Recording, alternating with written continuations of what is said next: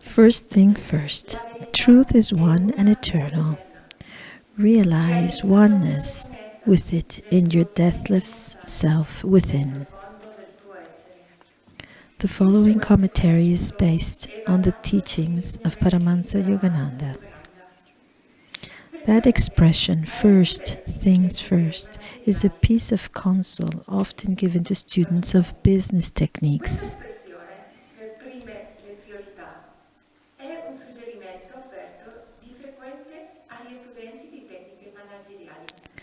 It is the advice of practicality to those who aspire to worldly success.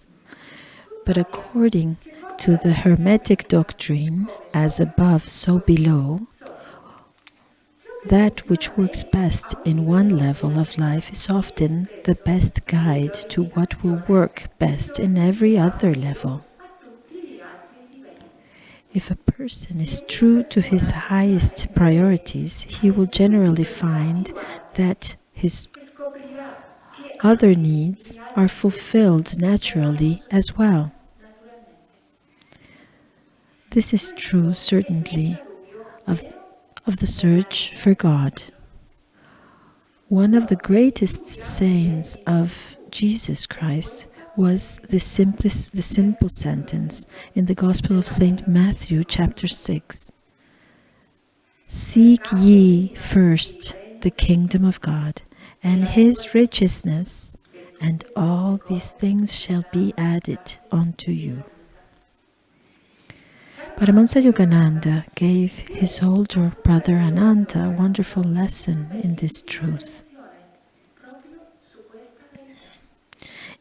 It was Ananta who had captured him and brought him back to from his flight to the Himalayas, described by the autobiography of Yogi by Yogananda.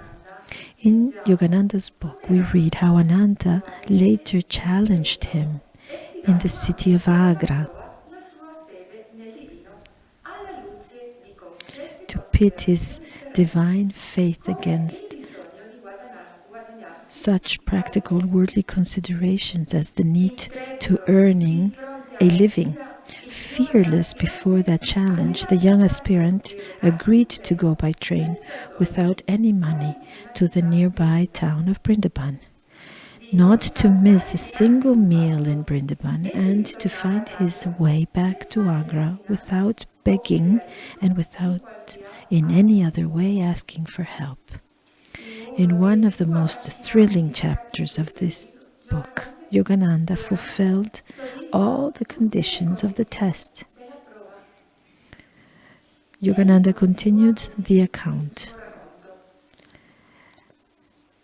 As the tale was unfolded, my brother turned sober, then solemn. The law of demand and supply reaches into subtle realms than I had supposed. Ananda spoke with a spiritual enthusiasm never before noticeable. I understand for the first time your indifference to the vaults and vulgar accumulation of the world. Later, as it was, my brother insisted that he receive Diksha, initiation into Kriya Yoga. As the Bhagavad Gita puts it in the 9th chapter, those who worship lesser gods go to their gods, but those who worship me come to me. Thus, through holy scriptures, God has spoken to mankind.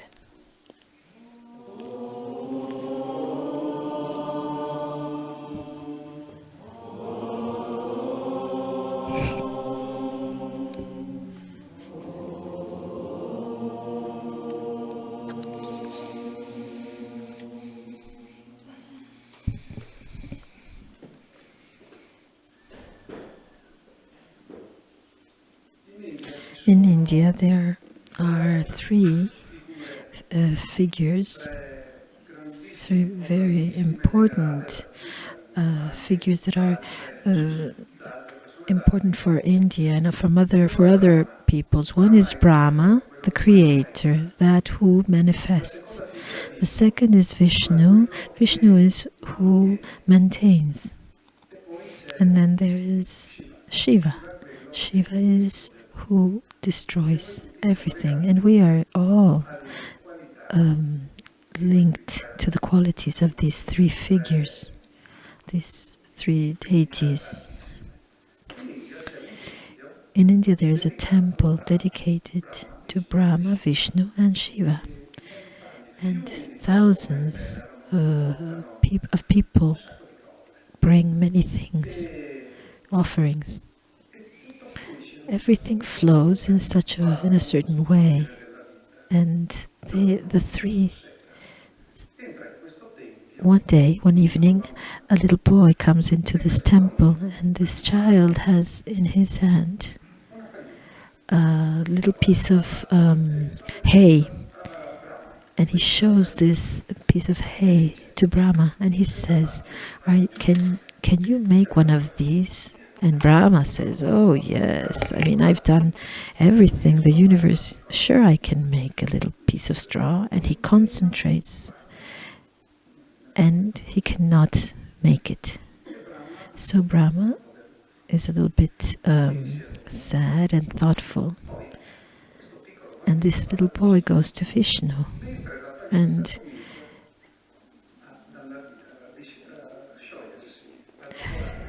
while this piece of hay is like being destroyed, and he says, can you keep together this little piece of hay? He asks Vishnu, and Vishnu says, sure I can. And even with all the energy of Vishnu, the little piece of hay continues to degrade and to destroy. And then he goes to Shiva, can you please destroy this? Because the child had already remade this piece of hay. And Shiva says, oh sure, I can destroy it. And the piece of hay just stays exactly as it was. So at that point, Vishnu and Shiva, they look at Brahma and they ask him, were you the one that created this child? And the three of them started meditating and understood that on top of their power there was a higher power. Even if they had all these qualities, they were governed by the power of God.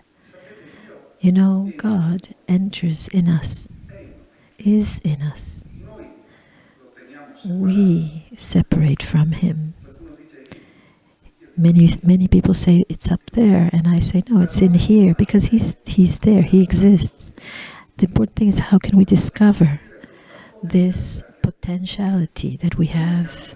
If we go to a doctor, the doctor tells us, you have a bronchitis. I think you have a bronchitis from your cough. It could be. Let's try this medicine. And let's see if it works. Call me tomorrow or the day after. Just take it for 4 or 5 days and then let me know. If we go to a different doctor and he tells us, I'm sure 100% that you have a bronchitis. This is exactly what you have. It's a viral illness. Take this medicine, in 3 days you'll be fine. The medicine is the same. Which one will have more effect, the first one or the second one? The medicine is the same. It's the energy that we put that really heals us. The power that we give to the things that we do that makes the difference. Both doctors have given the same medicine. One works and one could work, could even not work. These things help us understand that if we do not put our full willpower, things do not happen. They just will block and stay there. There is a child. This child has a desire to sing, and he goes and learns singing. And he has a very special voice, particular voice. He cannot be in syntony, in tune with the others of the choir. The other kids go to the choir, they sing, and he cannot sing. It's not an ugly voice, but he just can't work with the others. And so he goes to the teacher. He says, I want to sing, but I can't. Please help me sing. And so he says, okay. The teacher says, I will help you sing. When you are in the choir, move your mouth without letting one note come out. And this child goes and does so. And he starts crying because he actually was singing. He knew he had this potentiality, but nobody had understood it. Many years passed, and this year, this child, this boy, did the World Festival and represented his country. It's Portugal. His name is Salvador Sobral. He won the first prize. He really won in an incredible way. He had an incredible prize. He couldn't sing from how much he was moved. He had a deep voice that really came from the love for music, not from the money or the prize. Probably he wouldn't even have to become famous, but it was the love that had him win all his fears and all his difficulties and obstacles, challenges, and he actually arrived first. In fact, he contacted a certain type of lower God for this, but it's God for all. If you follow the direction, one thing draws the next, and you go upward, slowly upward. There's another story. There's a person that goes to a doctor and he says, oh, I have such a terrible headache. What can I do? And the doctor says, for sure it's the food. He doesn't even end saying that, and he answers, my food is perfect. I eat all bio. I'm vegan. I have everything that is best quality, and I just eat those. What about exercise? Yes, 2 hours a day. How do you cure yourself with medicine? He says, only with herbs. And how much do you sleep? 10 hours a day. And he says, okay, I know now what your problem is, and I think we can resolve it. And he says, what do you have? You have an areola that is too small, and it's giving you headache. You just have to relax and open your areola a little bit. When we try to search for perfection many times does not come. It can come in different ways, but the excess, being excessive or a fanatic, is not good. Because all of that means tension. Because that means that if things do not go as I imagine, I will suffer.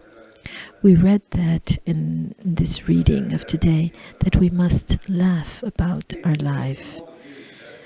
And this way of laughter is very important because it explains to us that everything is already written. It's not that we have to write our story. It's already written. We have not much possibility in that sense. One of the very important painters, the father of modern painting, Paul Cézanne, did not have the desire to receive compliments. He would give away his paintings. He did not believe he was a good painter. He just had the love for painting. And for 35 years, he did this. He would give away his paintings. Someone invited him for dinner, and he would give a painting to someone, to him.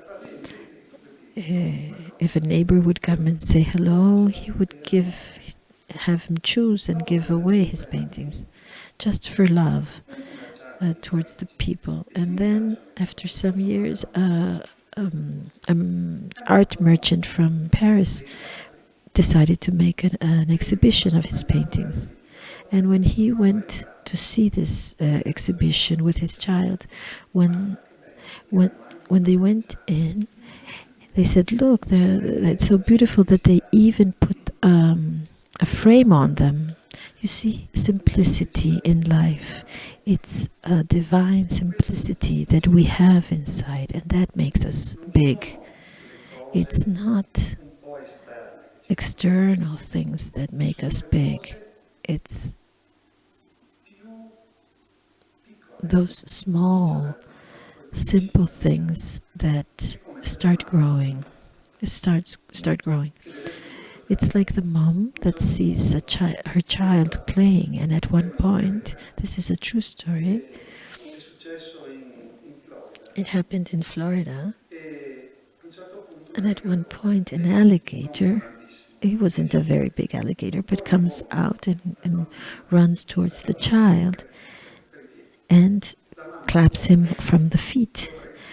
The mom takes her child and tries to pull him away from the alligator, and the child goes to the hospital.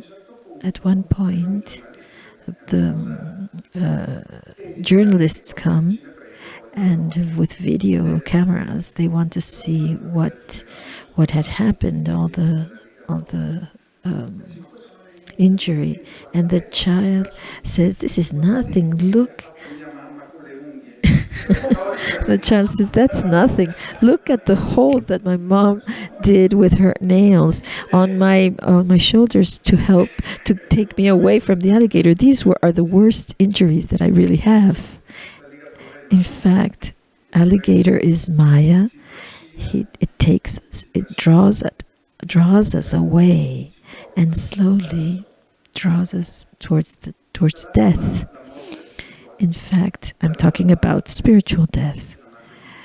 On the other hand, there is Divine Mother that wants to save us, and she will not let us go. She just holds on us with her nails and just tries to take us away from the terrible teeth of Maya.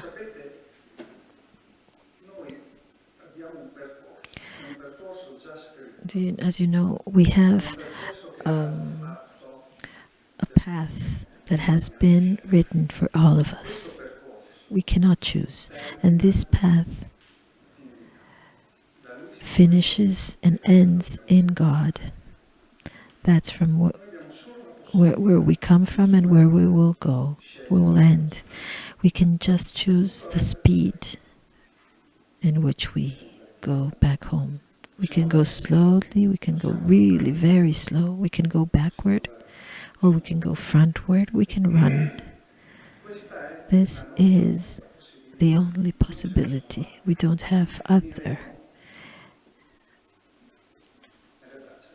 And we will finish in the arms of God. Then a guru arrives in our life, and he sits next to us. And because he likes to go fast, he puts his foot on our accelerator, and he starts pushing and pushing and pushing. And we say, "No, I'm scared, Master. I can't. I want to go with my speed." And he says, "What is your speed? To be firm, to be still and not to move?" And we say, "I'm scared, Guru." And he says, that with fear you will never walk. And then it arrives to a point where we have to choose. Do we want to go slow, or we want to stop, or we want to move? We can bring out our courage and sit in the lap of Master that takes us home, because God is always with us. He will never leave us. And now I would like to tell you the story of a person that goes up to the astral world, and when he arrives there, it's a symbol. There are steps, and God says, you see those footprints on the road. These are your footprints, and mine are the ones that are next to you. I've always been there, guarding you as an angel. And he says, in that moment of difficulty, they are just two, not yours. They were just mine. And the angel says, it's not true. Those are not yours. They were mine. I was holding you in my arms. And that's exactly how it works. We believe that in difficult moments we are not able, that we don't have the strength to overcome. But in that moment, He is holding to us in His arms and taking us to the other side. We cannot know.